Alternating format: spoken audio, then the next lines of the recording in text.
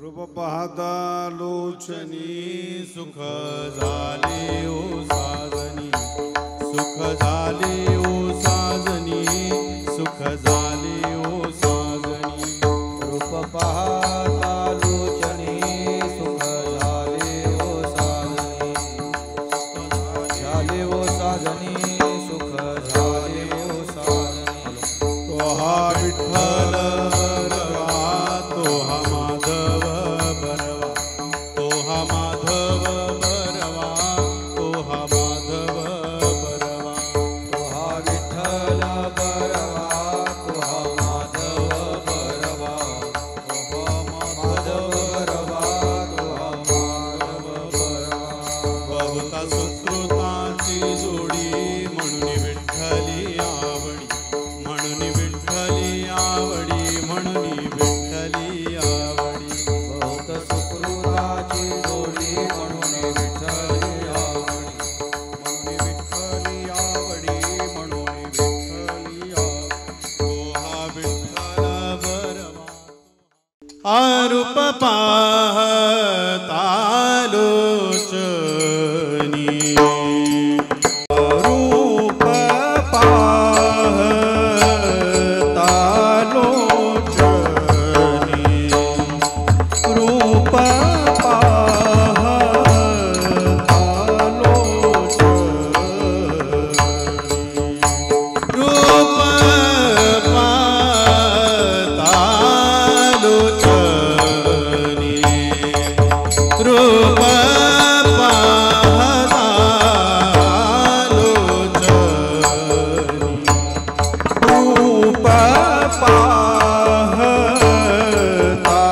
लोचनी, रूप पाहता लोचनी. सुख झाले ओ साजनी, सुख झाले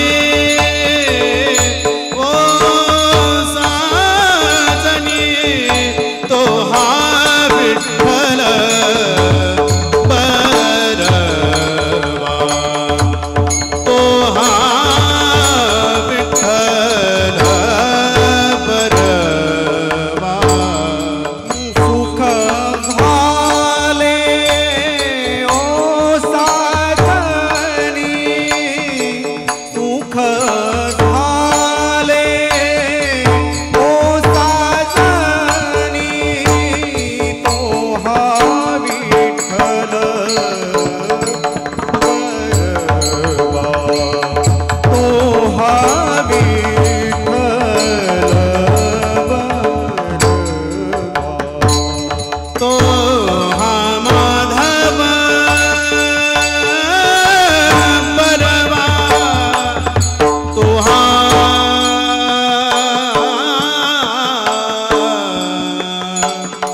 माधव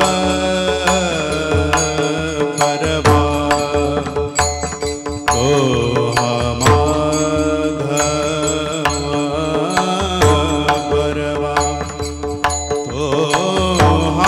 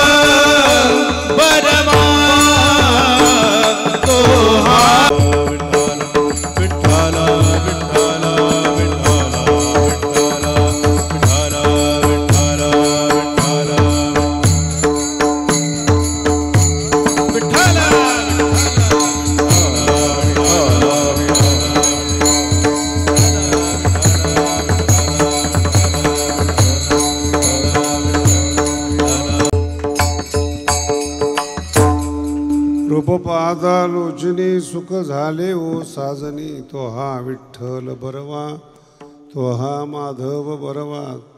बहुत सुकृतांची जोडी म्हणून विठ्ठली आवडी, तो हा विठ्ठल बरवा, तो हा माधव बरवा. सर्व सुखाचे आगर बाप रखुमा देवीवर, तो हा विठ्ठल बरवा, तो हा माधव बरवा. विठ्ठल विठ्ठल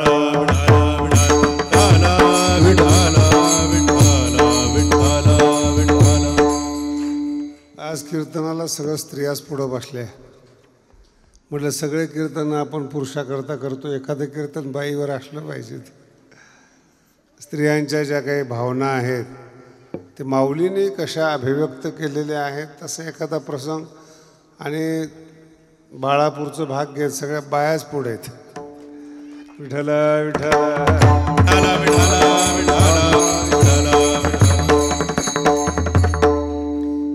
एक अनुवाद नावाचा प्रकार असतो. अनुवाद. तुम्ही तुमच्या रूममध्ये बसला आणि गुलाबजाम खाल्ले, करंजा खाल्ल्या, काही दागिने तुमच्या घरामध्ये आहेत ज्याच्यामध्ये हिरे लावलेले आहेत, पण ते रूममध्येच आहेत, ते काही बाहेर काढले जात नाहीत. जेवण करताना दरवाजा लावलेला असतो. फ्लॅट जसा असतो ना, आता ती संस्कृती आलेली आहे. आता फ्लॅटमध्ये आतमध्ये काय आहेत, किती करोडचे दागिने आहेत, काय जेवलं जातं, शेजारच्या लोकांना माहिती नाही होत. संसाराचा नियम निसर्गतः असा आहे, अभिव्यक्त झाल्याशिवाय आनंदच मिळत नाही. विठ्ठल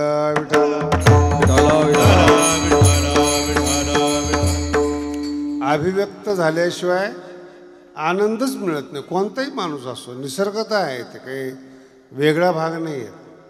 लोकांना वाटतं की बायांच्या पोटात काही राहत नाहीत, बरोबर आहे की नाही? पण पुरुष तर बायांच्याच पोटात राहिलेले आहेत ना, त्यांना कसं काही जन्म दिलेला आहे.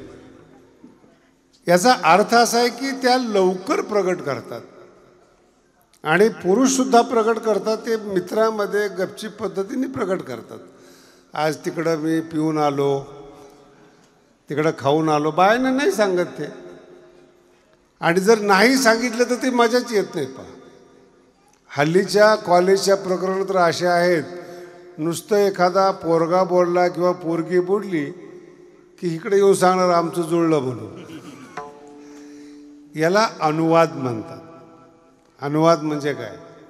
मिळालेलं काहीच नाहीत, पण ते सांगितल्याशिवाय त्याचा आनंद येत नाही. किती चांगलं घरामध्ये जेवण करा, दोनच माणसं असू द्या, हिरे जडीत रत्न असू द्या घरामध्ये, बाहेर आले की ते चेहऱ्यावर 12 वाजलेले असतात.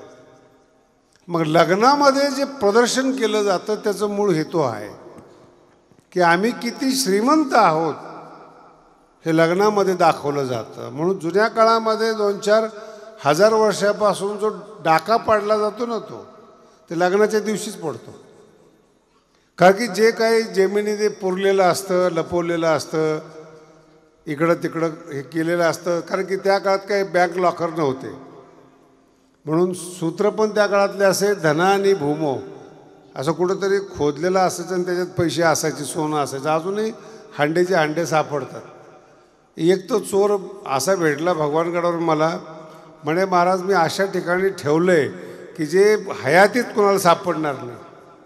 म्हटलं मला तरी सांग. नाही तुम्हाला काही सांगायला हरकत आहे म्हणे. महादेवाचं नंदी बाजूला केलं आणि त्याच्या खाली हांडा ठेवला आहे. जागा आता कोणाला संशय काय येणार त्याच्यामध्ये? प्राणप्रतिष्ठा केलेली आहे. इको कमी कर आणि बास ट्रबल वाढव आणि पुन्हा त्रास देऊ नको. विठ्ठल विठ्ठल.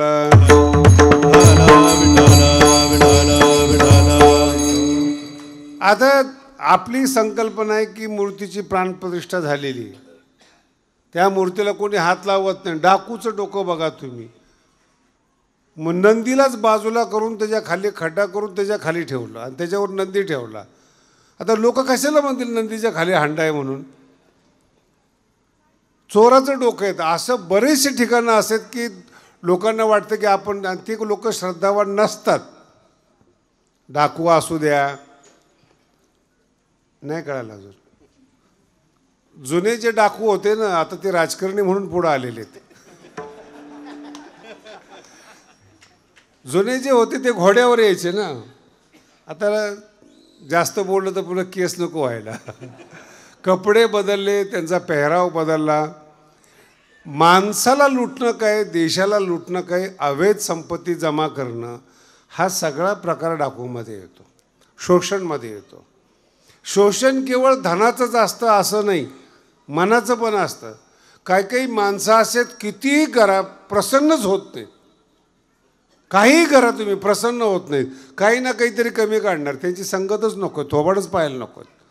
जगातली आईच एक अशी बाई आहेत, बोबडं बोललं तरी कौतुक करते. आणि जग असं आहे, उत्तम व्याख्यान करा, जाताना म्हणतील बाबांनी हा पॉईंट टाकायला नको पाहिजे होता. 2 तास ऐकणार, ऐकायला येणार, आणि ऐकल्यानंतर आपण किती शहाणे आहोत हे पुन्हा लोकांना सांगणार. एवढा पॉईंट जरा चुकीचा आला, मग ऐकतो कशाला. मला एखादी त्या यूट्यूबवरची कमेंट पाठवली, त्याच्यामध्ये लिहिलं होतं महाराजांनी असं बोलायला नव्हतं पाहिजे. त्याला म्हटलं त्याच्या खाली लिह, तू पुन्हा ऐकू नकोस. कशाला ऐकतोस. उणीव काढण्याची क्षमता म्हणतात त्याला, की मी कुठेतरी चांगला आहे, बुद्धिमान आहेत.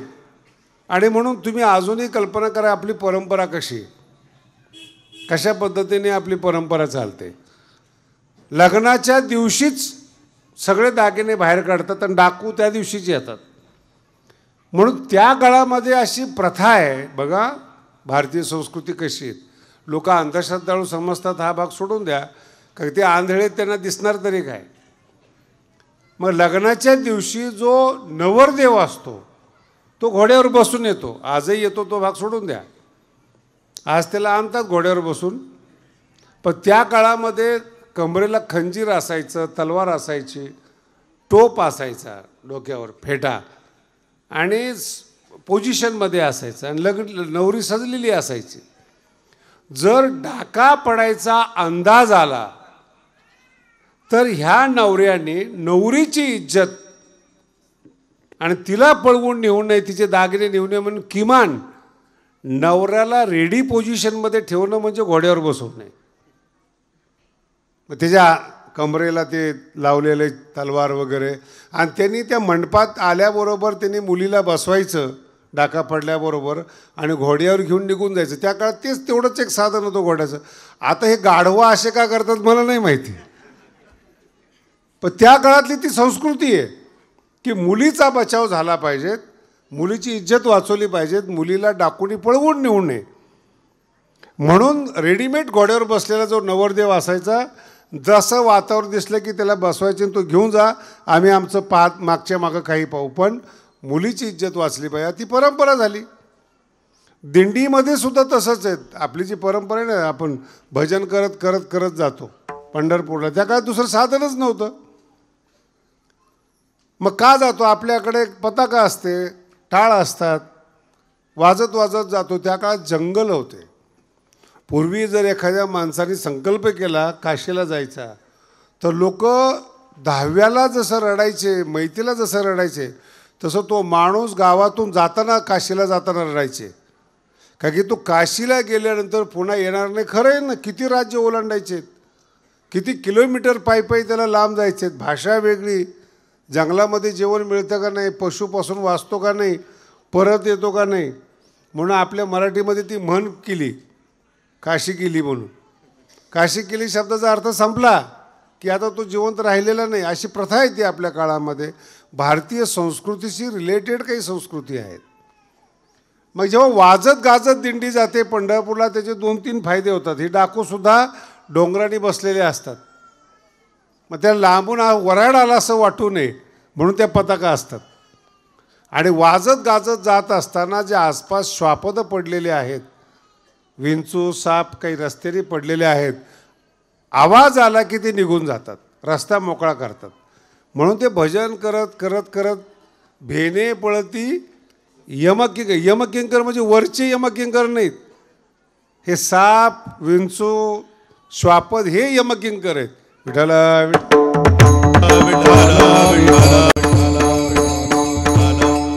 यांच्यापासून तो सुरक्षा होते. ती आता प्रथा झाली पुढं भविष्यामध्ये. काय करावं काय नाही त्याची प्रथा निर्माण झाली.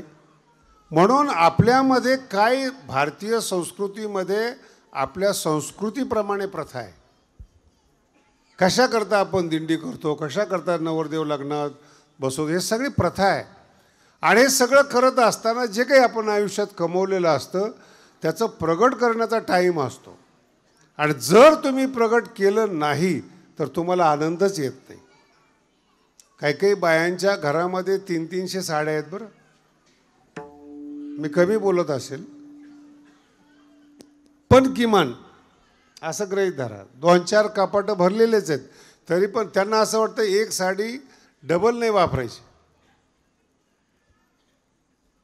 किती कपाटं भरले असतील त्यांचे त्यांना माहितीत. आणि ती जागेवर कुसते बिचारे. नंतर मग ती भारी घेतलेली साडी 5-10 वर्ष कुजवते आणि मग दान करते. त्या दाखवल्यानंतर आनंद येतो. हा संसाराचा नियम आहे. याला प्रदर्शन म्हणतात. म्हणून तुम्ही आपण संसारामध्ये बघा तुम्ही दाग दागिने वगैरे वगैरे तसं भोगल्याचा आनंद जर अनुवादित नाही केला तर त्याचा आनंद येत नाही. तुम्ही अमेरिकेला गेलात, तुम्ही तीर्थयात्रेला गेलात, मित्राला जर तुम्ही सांगितलं नाही आणि चर्चा नाही केली तर आनंद येत नाही त्याच्यामध्ये. आणि ह्याला मनुष्य अपवाद नाहीत. विठ्ठल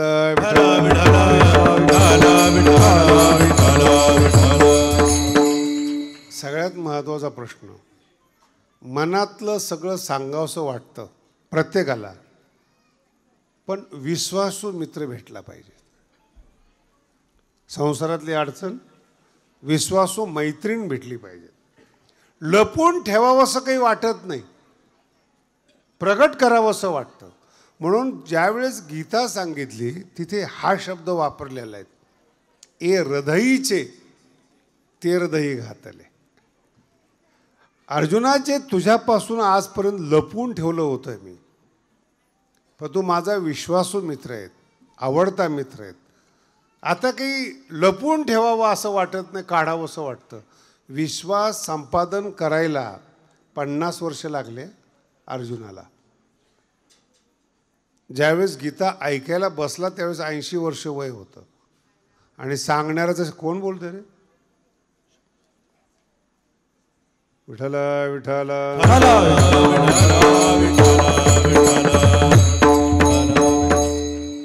सांगणारा भगवान श्रीकृष्ण 100 वर्षाचा आणि जो ऐकणार आहे अर्जुन तो 80 वर्षाचा.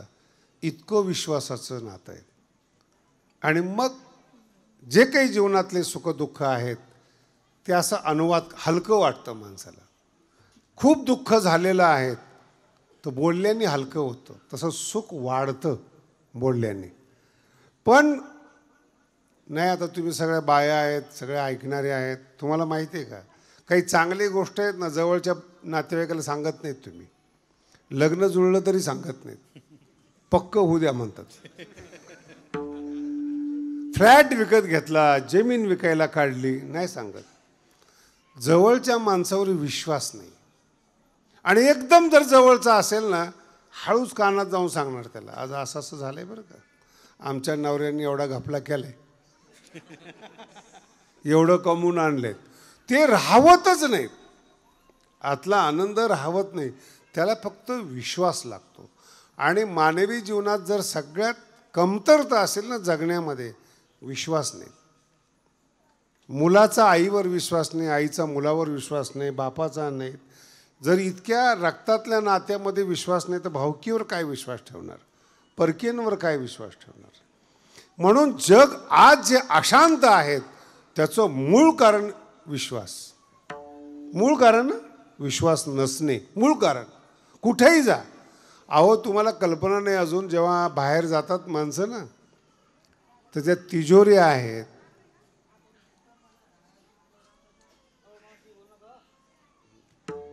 विठ्ठल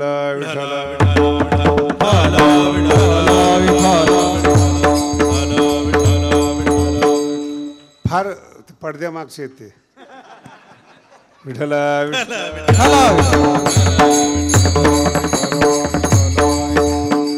तर तुम्ही आजही बघा, जेवढे आता तरुण पोरं मोबाईल वापरतात ना, ते पासवर्ड म्हणजे काय, सिक्युरिटी.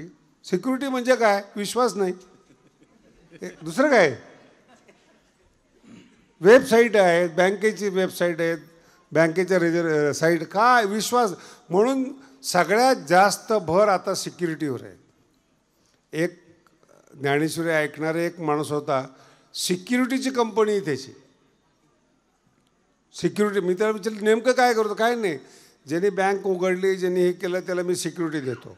म्हटलं तुझ्यावर विश्वास आहे का नाही? म्हणे आमच्यावर ठेवून न ठेवून काय करणार तुम्ही? म्हणून पासवर्ड असेल किंवा काय असेल ही सिक्युरिटी. सिक्युरिटी म्हणजे अविश्वास. विठ्ठला विठ्ठला. तुमचं नशीब आहे बरं का, विक्षेप वगैरे होऊ देऊ नका. एक 5 मिनिटांमध्ये जे काही असेल ते बघा, नाही तर बाकीच्या लोकांना ऐकू देणार नाहीत पोरं. विठ्ठला विठ्ठला.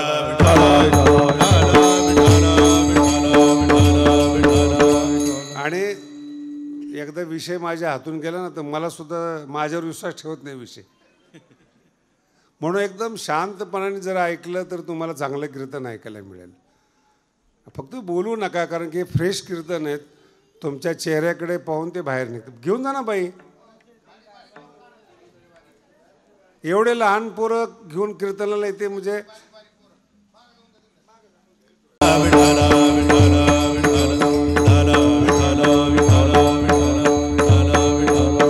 खूप चांगला विषय सांगत होतो, निघून जातो बरं का डोक्यातून.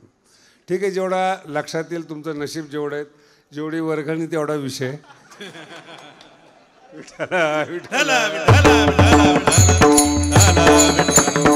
अनुवाद करणं ज्याला म्हणतो आपण, सिक्युरिटी. तसं एक विश्वास नावाचा प्रकार आहे, तो पाहिला जातो. या अभंगामध्ये जो सुख अनुभवले ज्ञानोबारायांनी, प्रत्यक्ष ज्ञानोबारायांनी, त्याचा अनुवाद कुणाकडं करावा हा एक विश्वासाचा प्रश्न आहे. आणि काही काही बारीक बारीक गोष्टी असतात, खोडी ज्याला म्हणतो आपण. प्रत्येक माणसामध्ये व्यंग असतं. प्रत्येक कितीही मोठा माणूस असला ना, त्याचं एक छोटं व्यंग असतं. बायको समजदार असेल तर ती सांगणार नाही. मराठी कळली का? आई नाही सांगत. आई गुण सांगते, दोष सांगत नाही. पण कधी कधी मित्र बायको हे जे असतात ना, त्याला व्यंग. प्रत्येक माणसामध्ये एक उणीव असतेच. सगळ्या अंगाने माणूस चांगला झाला तर त्याला देव म्हणावा. उणीवच नाहीत. लोक देवाची उणीव काढतात, तर माणसाची सोडून द्या. एक व्यंग असतं, एक कमजोरी असते, एक वीक पॉईंट असतो, तो झाकायचा असतो. आणि तो मित्र झाकत असतो. कितीही काही झालं तर मित्राला कापलं तरी ते रहस्य बाहेर निघत नाही. त्याला मित्र म्हणतात. तो भेटावा लागतो हा भाग सोडून द्या. जेवढे जगातले चांगले ग्रंथ आहेत ना, हे मित्राच्या संवादातले आहेत. गीता जगातलं श्रेष्ठ तत्त्वज्ञान आहेत. पण त्याचा जर बांधा पाहिला आपण तर 2 मित्राचा संवाद येतो. आणि त्या संवादाने जगाचं कल्याण झालं. अर्जुन आणि मित्र होते. आपत्ती काय आली हा महत्त्वाचा भाग नाही. आपत्ती काय अर्जुनावरच येते, तुमच्यावर येत नाही का? म्हणून एक नातं आहे. कुठेतरी प्रगट दुःख का होईना प्रगट, आणि ते पूर्ण ओरिजिनल दुःख प्रगट करावं वाटतं. कसा त्रास दिला, काय दिला. स्त्रियांच्या बाबतीत तर एवढं, आता स्त्रिया फार मोकळ्या झाल्यात.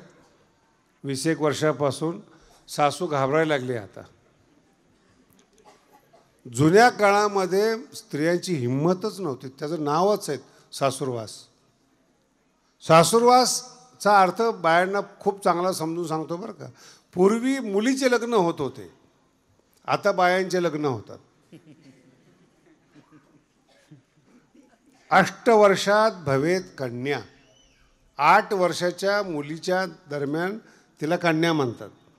मग भारतीय संस्कृतीमध्ये 8-9 वर्षाची मुलगी झाली की तिचं लग्न करायचे. आता ती 8 वर्ष आईच्या सान्निध्यात राहिलेली मुलगी जेव्हा ती 9-10 वर्षाच्या वेळेस नांदायला जाते, तर त्या सासूची इच्छा असते की मुलाचा संसार करता यावा म्हणून ती शिकवते. आणि त्या शिकवणाऱ्या ती सासूरवास समजते.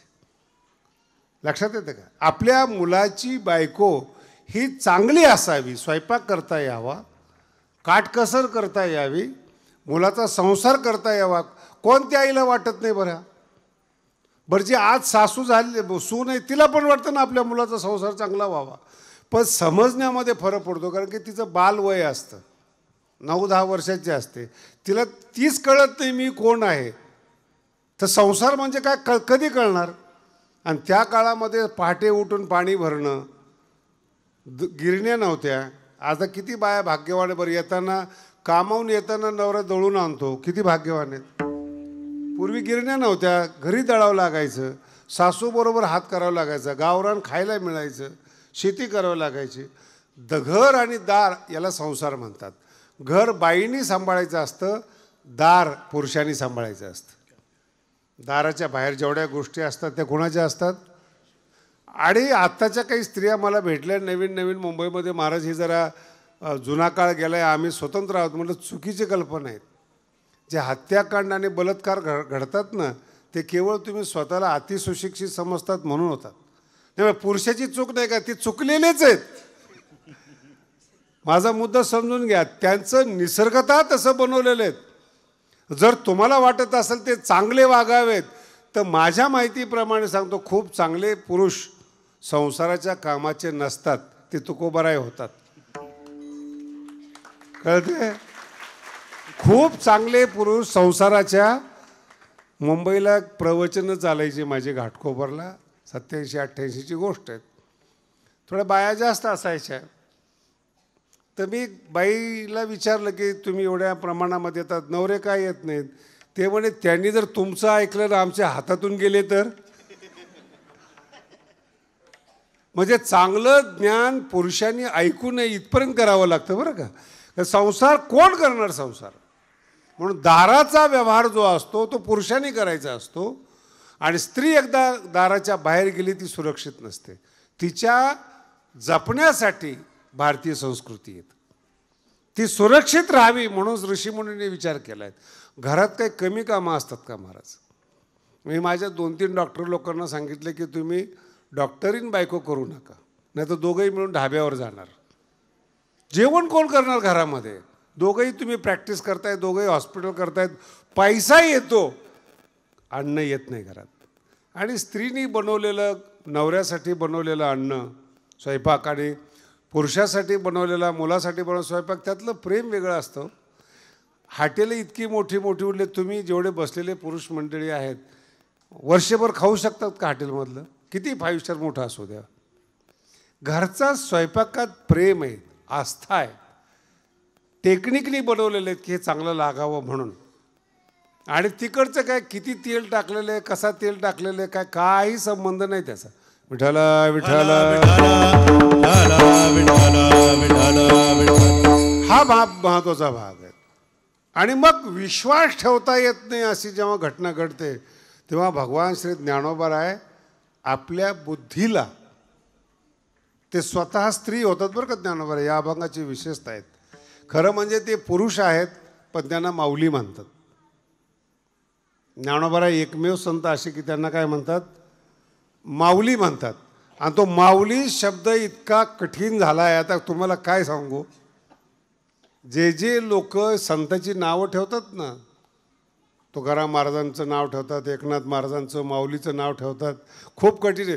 ते चांगले वागले तर ठीक, नाही तर आज तुकाराम कुठे आहे, गुत्त्यावर आहे. उधारी कुणाची आता फार जास्त तुम्हाला सांगत नाही, त्या नावाचं पतन आहे ते.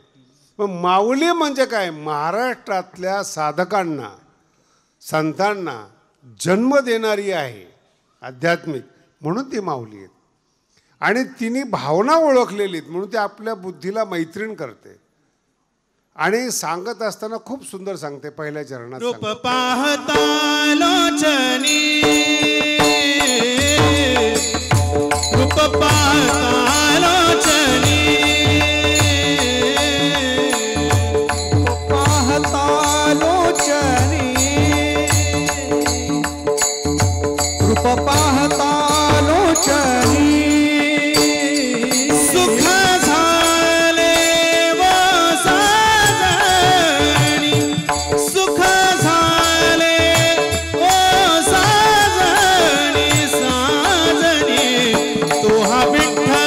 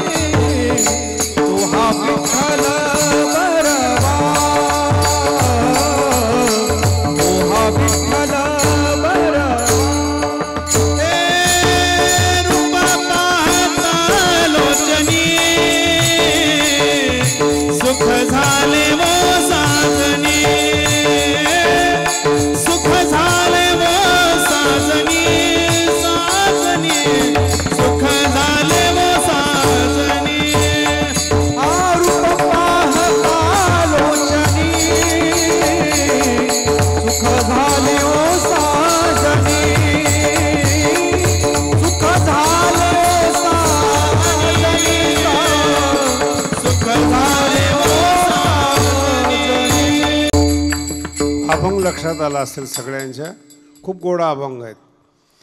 कधीच पुरुष असं म्हणताना ऐकलं का रूप चांगलं आहे म्हणून? पुरुषामध्ये रूपाची किंमत स्त्रीला असते, कारण की पुरुष जेव्हा जन्माला येतो तो आईच्या उदरातून जन्माला येतो, आणि तो जर कर्तृत्ववान असेल, देखणा असेल, बुद्धिमान असेल, त्याने कितीही जरी आईला त्रास दिला तर ती पाहिल्या वेध लावी. म्हणून जेवढे अभंग आहेत त्या सगळ्यांचा सार स्त्रीच्या शब्दातून बाहेर आलेला आहे.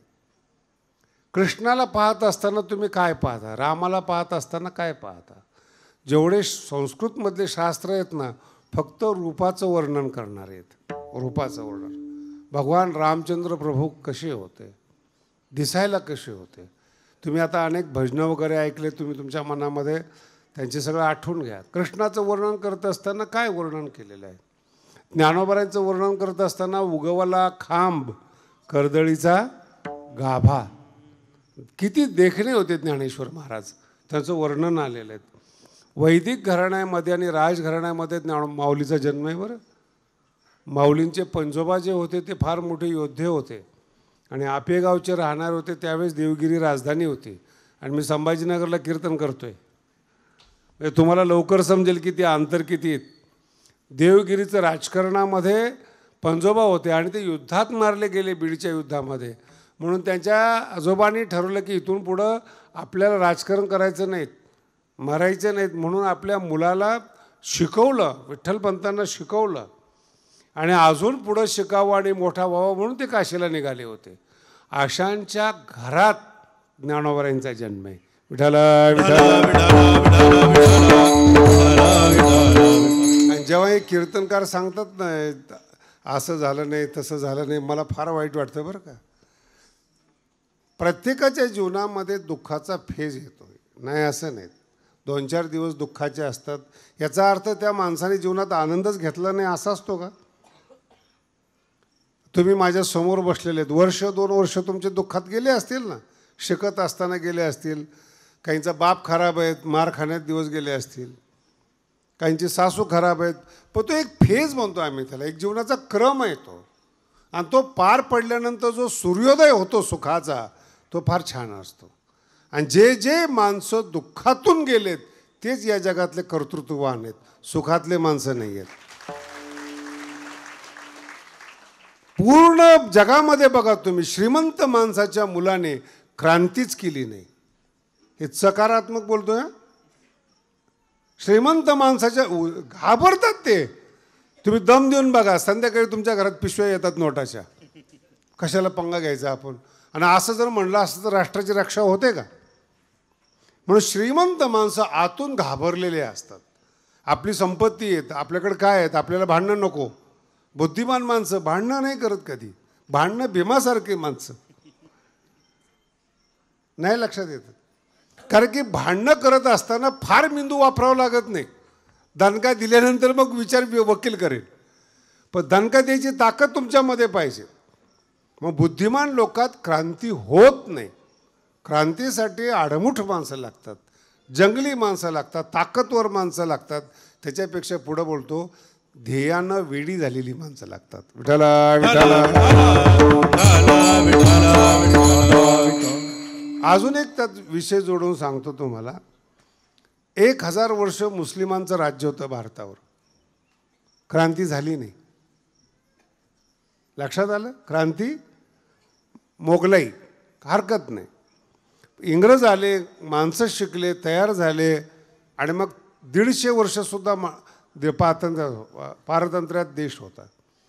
आणि मग जे शिकले विदेशामध्ये, जेवढे क्रांतिकारीत ना हे विदेशात शिकून आलेले आहेत, तुम्ही अभ्यास करून बघा. ज्ञान क्रांती करायला लावतं, ज्ञान बंडखोर करायला लावतं. अज्ञानी माणसं घ्या धकून, घ्या सांभाळून. ज्ञान असं नाही, ज्ञान बंडखोरी करतं. जेवढे शिकलेले माणसं आहेत पहा, तर त्यांची नावं मी कीर्तनात घेत नाही, पण आठवा, सगळे विदेशात शिकून आलेले आहेत. स्वातंत्र्याचा त्यांना अर्थ कळालेला आहे आणि मग त्यांनी भारतात येऊन स्वातंत्र्य असलं पाहिजे म्हणून गुणगान गायला आणि तुम्ही पाठीमागं उभा राहिले. पारतंत्र्यच कळत नव्हतं कोणाला. ज्ञान बंडखोरी करायला लावतं. शिकणं येते, 1000 वर्ष गुलामगिरीमध्ये भारत होता, नंतर इंग्रजांच्या काळात गुलामगिरीमध्ये होता. गुलामगिरीची सवय लागल्यामुळं आत्तासुद्धा लोकशाहीचा अर्थ कळत नाही. जे दिलेलं स्वातंत्र्य आहे त्याचा उपयोग करता यावा याला सुद्धा अक्कल लागते. विठ्ठल म्हणून ध्येयानं वेडी होणारी माणसं वेगळी आहेत आणि पैशासाठी वेगळी झालेली माणसं वेगळी आहेत. आता तुम्ही जेवढे बसलेले आहेत ना, सगळे कोणते पिक्चर पाहतात माहिती आहे का? मुलीसाठी वेड्या झालेला जो हिरो आहे त्याचेच पिक्चर पाहता तुम्ही. कुणाचे पिक्चर पाहता? आणि घरात ते घडलं नाही पाहिजेत. आणि पिक्चर तुम्हाला तेच आवडतात जिथे हिरो आपले हिरोईनसाठी आयुष्य देतो, जान देतो, भांडणं करतो, कुळाबरोबर बापाबरोबर बंड खरी करतो, त्याचे तुम्ही पिक्चर हिट करता. खरं आहे खोटं आहे? बाप नको म्हणतो लग्न करायला, हिरो पाठीमागं लागतो, बंडखोरी करतो, आणि तीच बंडखोरी जर तुमच्या घरात झाली तर किती वाईट वाटतं तुम्हाला. म्हणून पुरस्कार करताना सुद्धा विचार करा की आपण चांगलं म्हणतो कुणाला. ज्याला चांगलं समजतो पिक्चरला ते आपल्यात घरात होता कामा नये. विठ्ठल विठ्ठल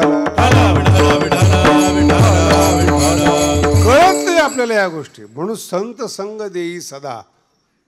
चांगल्या लोकांच्या संपर्कात आपली मुलं आली पाहिजेत, चांगल्या संस्कारामध्ये मुलं राहिली पाहिजेत. आमच्या गडावर 200 मुलं आहेत महाराज. उद्या नोकरी लागो नाही तर लागो, दारू तर पिणार नाहीत, बापाला तर मारणार नाहीत, घराच्या बाहेर तर काढणार नाहीत. याला संस्कार म्हणतात, याला संगती म्हणतात. आणि ही संगती श्रीमंतामध्ये जी असते ते लपून असते, घाबरलेलं असतं अंतःकरण. पैसा आहे, प्रॉपर्टी, सत्ताधारी माणसाला दम देऊन बघा बरं तुम्ही, लगेच कॉम्प्रोमाइज करतात. काय पाहिजे ते तुम्हाला घ्या पण ग बस. बंड मोडण्याचा प्रयत्न करतात. ज्याच्याकडे आहे ते घाबरलेले आहेत. म्हणून त्यांच्या बाबतीतलं अंतःकरण मिळते, अंतःकरण मोकळंच करत नाहीत. म्हणून त्यांच्या चेहऱ्याकडे पाहिलं तर मोकळेपणा वाटत नाहीत. ज्ञानोबांनी ज्ञानेश्वरीमध्ये फार सुंदर सांगितले बरं का. पुण्यवान कोणाला म्हणावं? दर्शने प्रशस्ती पुण्यपुरुष. ज्याला पाहिल्यानंतर समाधान वाटतं त्याला पुण्यपुरुष म्हणावं. आणि तोच अभंग आहे, रूप पाहता. म्हणजे कोणतं रूप पाहताना? पुण्यवानाचं रूप पाहत असताना, देवाचं रूप पाहत असताना. मग आणि स्त्रियांना जास्त माहिती आहेत. ज्याचा चेहरा चांगला आहे त्याचं अंतःकरण चांगलं आहे. जे बुद्धिमान माणसं आहेत ना, चेहऱ्यावरून कळतात की याच्या मनात काय चाललेले आहेत. काय डोळ्यातून मनामध्ये प्रवेश करता येतो. आणि जो मनाचा मोकळा आहे ना त्याचाच चेहऱ्यावर आनंद असतो, इतरांच्या चेहऱ्यावर नाहीत. म्हणून भगवंताचं कृष्णाचं रूप पाहिल्यानंतर, रूप पाहता काही लागत नाही बरं. तुम्ही आता हे शहर आहे तुम्हाला माहिती आहेत, मुलींना आहे ना फक्त रूप लागतं. कन्या वर येते न, तो किती श्रीमंत आहे, त्याच्याकडे किती गाड्या आहेत वगैरे, काही लागत नाही. मुलीला जर म्हटलं ना तो गरीब आहे पण दिसायला चांगला आहे, ती मुलगी श्रीमंताच्या घरातून पळून जाते. आळंदीमध्ये मी धर्मशाळा बांधत असताना बघितलं का मोठ्या घराण्यातली बाई गौंडीचं काम करत होती. ते मलाही माहीत नव्हतं, बाई होती. आता आळंदी आहेत, नाही कळालं. ज्यांना कुठं स्थान नाही ते कुठे येतात? माऊली आहे ना, सगळ्याला पदरात घेते. मग नंतर मला त्या कॉन्ट्रॅक्टरने सांगितलं की मोठ्या घराण्यातली असं तसं. मग मी तिला विचारलं की बाई एवढ्या मोठ्या घराण्यातली तुझ्या हाताखाली 4-5 नोकर, तू आता गौंडी काम करते. म्हणे महाराज इथं आम्हाला समाधान मिळतं. विठ्ठल विठ्ठल. खोलवर विचार करा या गोष्टीचा. मन रमणं वेगळं आणि भौतिक श्रीमंती असणं वेगळं. भगवान श्रीकृष्णाचं जे रूप आहे ते वेगळं, ते आकर्षण वेगळं. जिथं समाधान आहेत, मानसिक समाधान आहे. श्रीमंत आहे पण बरोबर घेऊन जाऊन वाटत नाही, ते लय अवघड गोष्ट आहेत महाराज. त्याचे पुढं जाऊन सांगतो तुम्हाला, म्हणजे तुमच्या लक्षात येईल काय आहेत. जेवणाचं ताट आहेत ना त्याची ॲडव्हर्टाईज बघा तुम्ही. जेवणसुद्धा बाई हुशार असली ना तर देखणं जेवण मांडते. ताट स्वच्छ असतं, त्याच्यात पदार्थ सजवलेले असतात, पाहिल्यानंतर तोंडाला पाणी आलं पाहिजे, त्याला रूप म्हणतात. जेवण खाणं हा भाग वेगळा आहे. डोळ्याने सुद्धा जेवण केलं पाहिजे ही अक्कल फार कमी लोकांना आहेत. डोळे सुद्धा जेवतात, ते जे रूप आहेत. म्हणून तुम्ही बघा काय काय पिक्चर पहा तुम्ही, भाताची मूद आहे, त्याच्यावर वरण आहे, त्याच्यावर तूप आहे, आणि ते पाहिले की माणसाला भूक नसली तरी खायला जातो. कशाचं काम आहे ते? रूप पाहता विठाला विठाला. इच्छा नसताना इच्छा होते. महाभारतामध्ये एक प्रसंग फार सुंदर आहे. सूर्यपुत्र आहे ना कर्ण, त्याला काही बंधन आहे का कुणाचा पुत्र असा? सूर्यपुत्र आहे, दिसायला देखणं आहे, आणि राजकुमार आहे दुर्योधन, राजा युवराज आहेत. मान सत्ता पैसा दुर्योधनाकडे आणि रूप कर्णाकडे. मग आता कर्ण जर आला तर दुर्योधनाचं इम्प्रेशन पडत नव्हतं. हे मी महाभारतातलं सांगतोय बरं का. याला टेन्शन यायचं की मी युवराज आहेत, सत्ताधारी, लोक माझ्याकडे पाहत नाही, कर्णाकडे पाहतात. मग आता राजकारणी माणूस तो, त्यांनी लगेच कर्णाला बसायला पालखी आणली. कुठेही गेला, कर्णा मी पाय चालेल, माझा मित्र आहेस तू, तुझ्यासाठी पालखी. झाकलेली पालखी बरं का. राजकारण कळालं का तुम्हाला? लोकांनी कर्णाकडे पाहू नये. विठाला. आमच्या गुरुजीची उंची थोडी कमी होती आणि त्यांचा एक दुसरा शिष्य होता, त्याची उंची जास्त होती, पंजाबी होता, धड धाकड होता. रस्त्याच्या उद्घाटनाला जेव्हा स्वामीजी गेले, याला घेऊन गेले. आता ते जे नवीन लोक होते त्यांना माहीत नाही स्वामीजींची उंची कमी, हात दिसायला देखणं, ते त्रिपुंड वगैरे लावलेलं, ते सगळ्या लोकांना वाटलं हाच महाराज आहे. सगळे हार त्याच्या गळ्यात घातले. स्वामीजी बाजूला उभे राहिले. रूप पाहता कशावरून कल्पना केली? एवढा मोठा राजा दुर्योधन, पण कर्णाच्या देखणेपणापुढं काही चालत नव्हतं. मग झाकून ठेवायचं त्याला. माझा मुद्दा वेगळा आहे महाराज. 5 पती असताना देखील कर्ण द्रौपदीला आवडावा, याला रूपाची ताकद म्हणतात. विठाला विठाला. हे झालं कातड्याचं रूप. हे झालं माऊलीचं आणि कृष्णाचं काय वर्णन करावं. इतकं सुंदर सुंदर श्लोक आहेत महाराज, आपला वेळ त्याच्यामध्ये जाईल. आणि एक लक्षात ठेवा, पाहिलिया वेध लावी बैसे जीवी जडोनी. ज्ञानोबांचाच अभंग आहे बरं का. पाहिलिया वेध लावी, ते रूप आहे, वेध लावतं, अंतकरणामध्ये येऊन बसतं, याला परमार्थ म्हणतात. रूप येवोनी डोळा बैसलेव. आणि ते एकदा हृदयामध्ये बसलं ना, तर ते रूप इतकं चांगलं रूप आहे, सुख झाले हो. आता जेवढ्या स्त्री बसलेल्या आहेत, एकदम साधं उदाहरण सांगतो. 2री 3रीला मुलगा आहे, शाळेमध्ये गेला, आणि जर 2 तास शाळेमध्ये गेला, ही शाळेतून आणायला गेली, लवकर जर पोरगा आला नाही, त्या आईचे डोळे बघायला पाहिजेत. रूप पाहताचा अभंग सांगतोय. मुलगा जर उशीर झाला यायला आतून, त्या आईचे डोळे कावरे बावरे होतात, आणि तो दिसला की डोळे स्थिर होतात. विठाला विठाला. दुसऱ्या चरणात सांगतात, तो हा विठ्ठल बरवा, तो हा विठ्ठल बरवा, हा विठ्ठल बरवा, हा विठ्ठल बरवा, तो हा माधव बरवा, तो हा माधव बरवा, तो हा विठ्ठल बरवा, बरवा, तो हा विठ्ठल बरवा, तो हा माधव बरवा, तो हा माधव बरवा, बरवा, विठ्ठल बरवा, बरवा, तो हा विठ्ठल बरवा. इथे एक शब्द फार महत्त्वाचा आहे, बरवा. तो हा विठ्ठल. बरवा शब्द खूप अवघड आहे बरं का मराठीतला.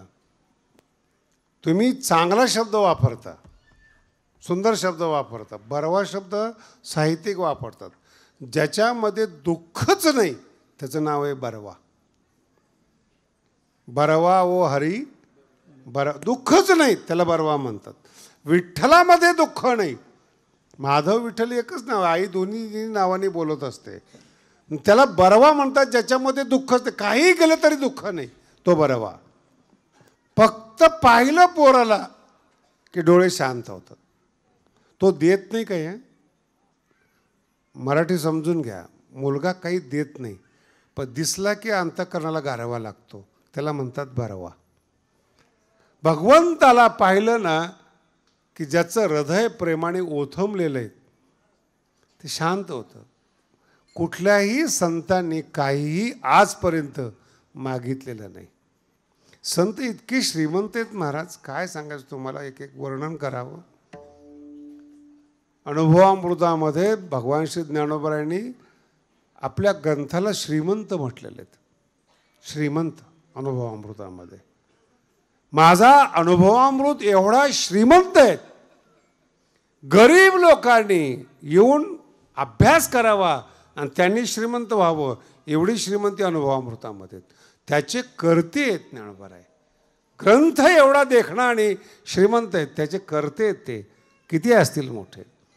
म्हणून भरलेलं जे अंतःकरण आहेत, ओथंबलेलं जे अंतःकरण आहेत, ते एकदा पाहिलं ना मागतच नाही काही. आणि मागितलं ना त्याला माणूसच म्हणू नये. दंडकारण्यवर का आपण ज्या एरियामध्ये राहतो याला दंडकारण्य म्हणतात.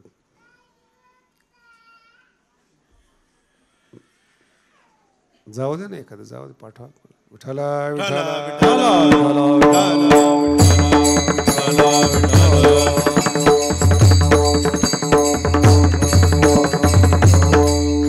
दंडकारण्यामध्ये एक असं, आता अयोध्या कुठे तुमच्या लक्षात येत असेल आणि नाशिक कुठे ते बघा तुम्ही. मध्यंतरी नरभक्षी माणसं होते. आदिवासी लोक आहेत ना, आत्तासुद्धा माणसं मारतात. जर तुम्ही काही एरिया पाहिला, अजूनही माणसाला प्रवेश नाही आहे तिथे. आपल्यामध्ये खंड आहे हा भारताच्या अंतर्गत. तिथं एकच जमात राहते, दुसऱ्या माणसाला येऊच देत नाहीत ते, माणसं मारतात ते. बराच प्रयत्न केला त्या माणसाला माणसात आणण्याचा, पण त्या माणसाने माणसं येऊच दिले नाहीत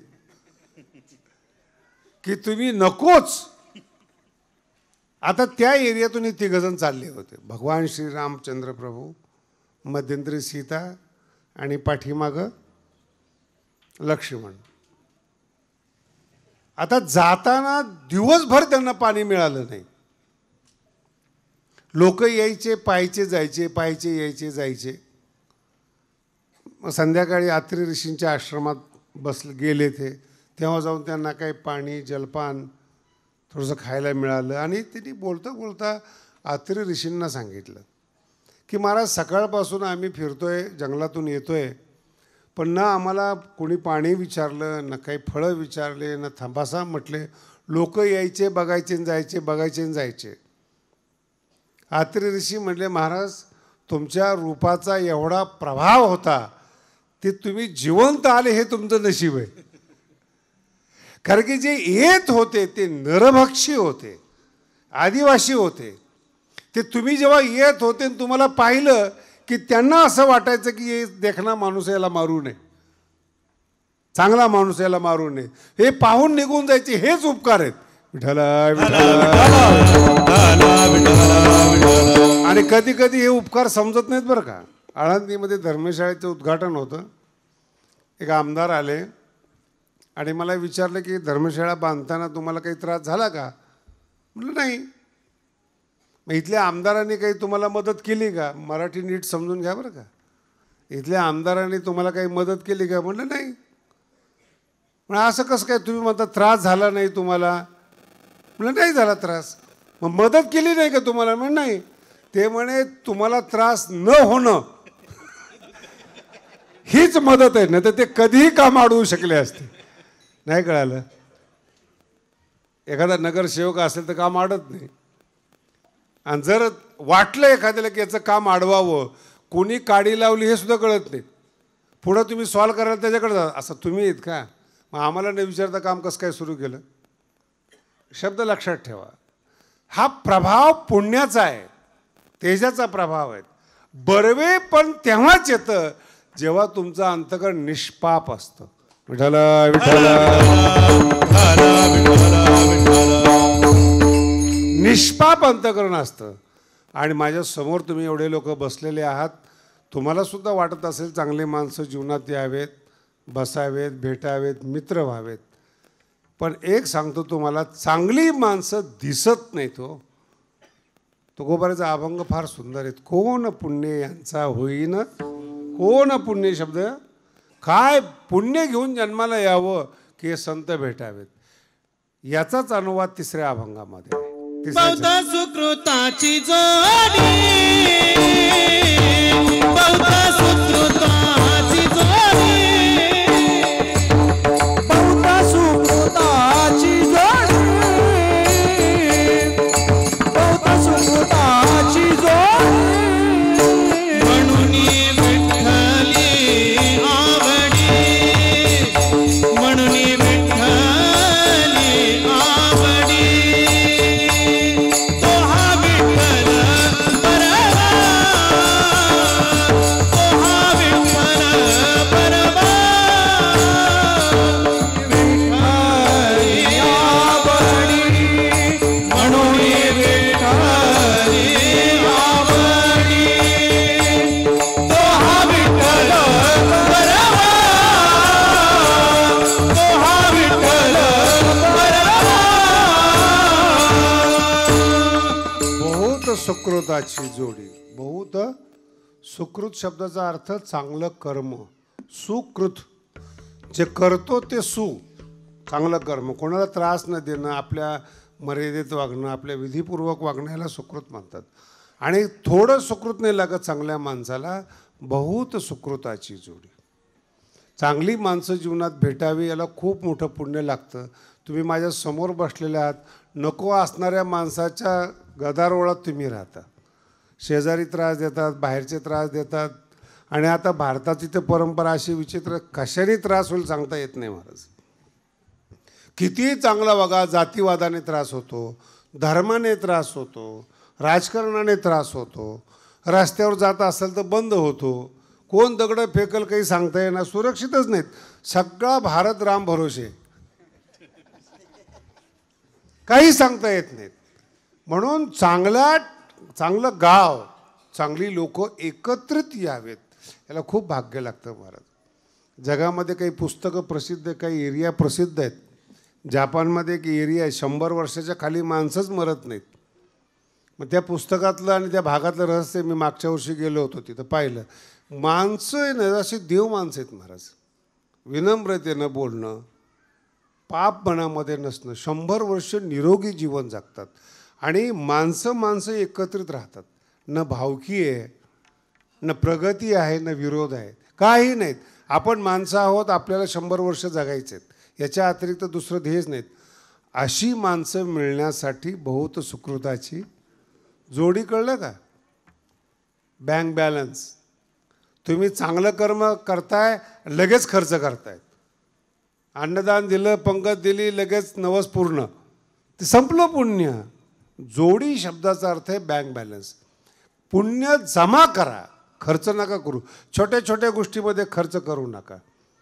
आणि मोठ्या गोष्टीसाठी पुण्य लागतं. तुम्ही बंगला घ्यायचा असेल, पैसा लागतो त्याला. जमीन घ्यायची असेल, मोठी जमीन, पैसा लागतो. तो जोडलेला पैसा लागतो. म्हणून बहुत सुकृताची एक सुकृत जोडी, बँक बॅलन्स, पुण्याचं बँक बॅलन्स. म्हणून विठ्ठलाचं रूप पाहिल्यानंतर समाधान कधी होतं? ज्याच्या जीवनात सुकृत आहे त्याला ते विठ्ठलाचं रूप पाहायला मिळतं. आपण पंढरपूरला जाऊन मूर्ती पाहतो का रूप पाहतो? रोजचा अभंग तुम्ही ऐकलेले आहे 7 दिवस. सुंदर ते मूर्ती सुंदर म्हटले का या अभंगात? सुंदर ते कधी आयुष्यात ध्यान लावलंय का तुम्ही विठ्ठलाचं? तर मग कसं ध्यान सुंदर दिसणार ते? तुम्ही गेले की ती मूर्ती पाहताय, ध्यान नाही पाहत. बहुत सुकृताची जोडी म्हणून विठ्ठली आवडी. विठ्ठलात आवड निर्माण व्हावी. एक तुम्हाला अजून पुढचा टप्पा सांगतो. चांगले माणसं कळावे आणि ते भेटण्याची आवड व्हावी, याला पुण्य लागतं महाराज. चांगली माणसं कळतच नाहीत. ज्ञानोबाला त्रास झाला, तुकोबाला झाला, भगवान बाबाला झाला, त्याच्यापेक्षा जास्त त्रास शिवाजी महाराजांना झाला. आणि शिवाजी महाराजांना त्रास जवळच्या लोकांनी दिला. बाहेरचे लोक थोडीच गद्दारी करतात. जवळचा माणूस कधी काटा काढेल काही सांगता येणार. खूप अवघड गोष्ट आहे ते कीर्तनात सांगण्याचा विषय नाही. म्हणून ही आणि नंतर मग यांची पुण्यतिथी आणि जयंती होते. हयात असताना त्रास होतो. तुकोबाला लिखाणाला स्वातंत्र्य नव्हतं, गाथा बुडवलाय. मी एवढे सुंदर सुंदर अभंग तुकोबाने लिहिले. सुंदरते ध्यान, समचरण दृष्टी, श्री आनंदा, एवढे अभंगसुद्धा बुडवावेत. किती म्हणजे तुकोबाराय न कळावेत. काय कारण त्याचं? सुकृत नाही, पुण्य नाहीत. कीर्तन कळायला सुद्धा पुण्य लागतं हो. मी मागाशी सांगितलं तुम्हाला, असे पिक्चर पाहतात जे आपल्या घरात त्या घटना घडू नये म्हणून तुम्ही सावध आहात. आणि त्याच घटना पाहायला तुम्ही पिक्चर हॉलमध्ये जाता. आणि जर एखादा आर्ट पिक्चर लागला, कलात्मक पिक्चर लागला, ते पिक्चर चालतच नाहीत. का? ठीक आहे, नैतिकता दाखवलेली, गुंडगर्दी दाखवली, मारामारी दाखवली. हे लहान लहान पोरांचं दुर्भाग्य आहे महाराज. मैदानी खेळ बंद झालेत आणि मोबाईलवर मारामारीचे खेळ खेळत आहेत. त्यांच्या मेंदूमध्ये लहानपणीपासून हिंसा जन्माला घालताय. तुम्हाला माहिती आहे तुम्ही काय पेरताय तुमच्या मुलामध्ये? ज्ञानेश्वरी पेरली, गाथा पेरला, काय संस्कार दिले? बाईला काम करायचं असतं, ते पोरगा ऐकत नसतं, मोबाईल देते, ते गेम करत बसतं. आणि गेम मारामारीचे आहेत. आणि ते मारामारीचं त्या मुलाच्या डोक्यात बसले तर आईबापाला मारलं नाही का? ते गल्ली बोळात शिकवलं काय त्याला तुम्ही? त्याच्या कच्च्या मेंदूमध्ये दुश्मन बसवलेत तुम्ही, वाईट बसव. तुम्ही किती प्रयत्न करा त्याच्या मेंदूतून जातच नाही. म्हणून चांगल्या घरात जन्माला येण्याकरता सुद्धा पुण्य लागतं. आणि चांगलं ठिकाणी चांगली माणसं कळावीत, घरात आलेली माणसं कळावी, याच्याकरता सुद्धा भाग्य लागतं. बहुत एवढं वाक्य लक्षात ठेवा, सुकृताची जोडी. दारूच्या गुत्थ्यावर जायचं आणि संतांनी भेटावं असं इच्छा करायची, मूर्खपणाचं लक्षण आहे. दिवसभर लोकांचे मुंडके तोडायचे. आणि हे नामदेव महाराजांचा अभंग आहेत. हरिदासाच्या चरणी लोळे लोटांगण संत आले की, आणि केशी धरोनी कापी गळे. 700 वर्षापूर्वीचा अभंग आहे. केशी धरोनी, केसांनी गळा कापतात तो. आणि संत आले की लोटांगण. बहुत सुकृताची. जर तुम्हाला समाधान पाहिजे असलं ना, सुकृताचं बँक बॅलन्स पाहिजे, जोड पाहिजे, मग तुम्हाला प्रेम निर्माण होतं. मला बरेच लोक विचारतात, मला ज्ञानेश्वरी कळत नाही. म्हणलं कळावी असं काय केलंय तुम्ही? नाही कळत नाही. तू कोण आहेस? कशामुळे तुला कळायला पाहिजे? काय समजतात स्वतःला? लोक फार व्यवहारित. माझं ते वन विभागाचं एक काम चालू आहे आणि एकाला पुण्यामध्ये उद्घाटन करायचं होतं माझ्या हातून. आणि त्यात मला ते सगळं टेक्निकली माहिती आहे. मग त्याने त्या वन विभागाच्या अधिकाऱ्याला गोड बोलला. आता आमचं गडाचं काम आहे वन विभागाच्या अधिकाऱ्याकडे. मग त्याला वाटलं यांच्यामार्फत तारीख घ्यायची. फार हुशार लोक, कुठून वशिला लावतील, कसे शोधतील, कुणाचं ऐकतात, कोण आहेत, काय बरोबर. आणि तो त्या वन अधिकाऱ्याला घेऊन माझ्याकडे आला. आणि मग त्यांनी सांगितलं, महाराज पुण्याला उद्घाटन आहे, तुम्ही यावं असं वाटतं याला. त्या माणसाकडे सगळं निरीक्षण करून पाहिलं. म्हटलं काय आहे तुझं? ते म्हणे एक 20-25 कोटीची बिल्डिंग आहेत, हॉस्पिटल आहेत, आमकं वगैरे वगैरे सांगितलं. तुमच्या हातानं उद्घाटन ठेवायचं आहे. म्हटलं 21 वर्षामध्ये भगवानगडासाठी असं काय केलं की त्या महंताने तुझ्यासाठी 400 किलोमीटर प्रवास करावा? मराठी कळली का? जाणं 200 किलोमीटर पुणे, येणं 200. असं काय केलं 21 वर्षामध्ये की भगवानगडाचा महंत तुझ्या घरी यावा? असं काय केलं? बहुत सुकृताची. त्याच्यावर बोलतोय काय केलं? तू गपच बसला तो. आणि त्या वन विभागाला सांगितलं, हे तुमचे कामं नाहीत महाराज असले, हे धंदेवाईक लोक आहेत, यांना घेऊन येत जाऊ नका माझ्याकडे. तुमचं काही काम असलं तर सांगा. काहीही न करता पुण्याचं फळ आपल्याला मिळावं असं समजणं गाढवपण आहे. काहीही न करता एक सेव घ्या. आता हल्ली तर त्या महादेवाला एवढा त्रास आहे महाराज, कुणाचं ऐकलंय काय ऐकलंय मला नाही माहिती. कधी त्याला शिवरात्रीशिवाय पाणी आणि फुलं मिळाले नाहीत. रोज बिचारा आंघोळ करतोय तो. बरं मला सांगा, एवढं महादेवाला सगळं वाहिलं, कुणाचं कल्याण झालंय का? तुम्ही काही देवाला मूर्ख समजता का? बेलपत्र दिलं, पाणी वाहिलं की महादेव प्रसन्न व्हायला, एवढं वेड आहेत का देव? आणि एवढा सनातन धर्म वेडा आहे का? बहुत सुकृताची. चांगलं कर्म करा, मंदिरात जाऊ नका, मंदिरातला देव घरी येतो. नलगती सायास जावे वनांतरा, सुखे येतो घरा. नारायण सुखे येतो घरा. नारायण सुखी तुझा,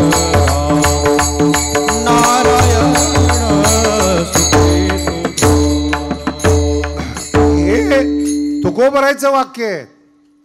नलगती सायास वनांतरा जावे. घर सोडून वनांतराला जायची गरज. सुखे येतो घरा, घरा येतो. सुकृताची जोड पाहिजे. घरात चांगलं वागा, कोणाचं वाईट करू नका, कोणाला जळू नका, कोणाच्या संपत्तीवर जळू नका. जळून जळून तुमचं अंतकरण काळं पडून जाईल आणि चेहरा पाहिला की पुन्हा चप्पल काढावी वाटेल. बहुत सुकृताची. रोज सत्कर्म करा. आणि सत्कर्म शब्दाचा अर्थ कोणाविषयी वाईट विचार न करणं. सत्कर्म म्हणजे फार मोठी गोष्ट नाही. रोज यज्ञ करा, याग करा, पंक्ती द्या, याला सत्कर्म नाही म्हणत. हे फार सुंदर बरं का. ज्ञानोबांचे फार अभंग गोड आहेत. सत्कर्म किंवा हे काय, तुम्ही तुमचं जीवन व्यवस्थित आपुली आपण करा, याला सत्कर्म म्हणतात. कोणावर जळू नका, कोणावर बोलू नका, त्याला सत्कर्म म्हणतात. आणि ते सत्कर्माची जोड, जोड म्हणजे जोडी नाही बरं का, बॅलन्स वाढलं तुमचं की या जगातलं जे सुख आहेत त्याचा आधार असणारा पांडुरंग परमात्मा तुम्हाला आशीर्वाद दिल्याशिवाय राहत नाही. सर्व सुखाचे आगर, सर्व सुखाचे आगर.